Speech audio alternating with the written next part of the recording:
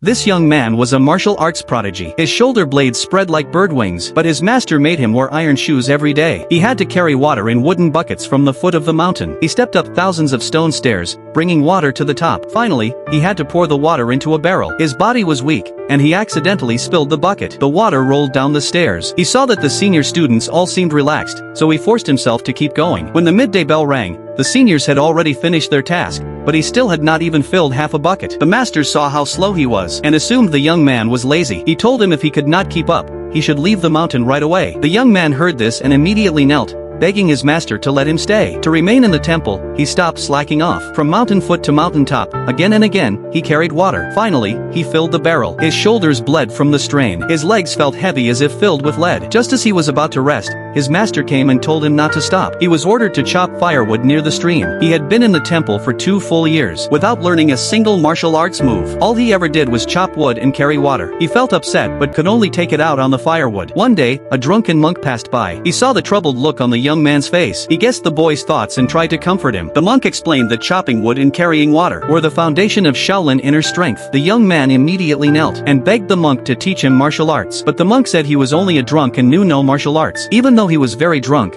his stance remained solid. The young man believed the monk must be a master. The next day, he began imitating the monk's drunken boxing, but his movements were clumsy and childish. The monk just kept shaking his head. Then the monk walked to the stairs and showed his incredible waist control. The young man refused to give up. He walked over to the steps and tried to copy, but he fell down immediately. While lying on the ground, he saw 2 young monks sneaking toward the back mountain. It turned out to be a forbidden area. Inside a cave, they delivered steamed buns to an old monster who was being kept there. But the old man refused the food and yelled at the boys. The young man felt sorry for him. He picked up the buns from the ground, wiped them clean, and offered them again. The old man still didn't trust him, so the young man peeled 1 bun and ate the skin in front of him. Then he handed the rest to the old man. Seeing that this boy was different, the old man lowered his guard. He asked the boy to bring wine next time. The next day, the young man hid the buns in his robe and brought wine as well. The old man asked how long he had been at Shaolin. The boy said it had been 2 years, but he only chopped wood and carried water every day. The old man then made a decision. He would teach the boy real martial arts.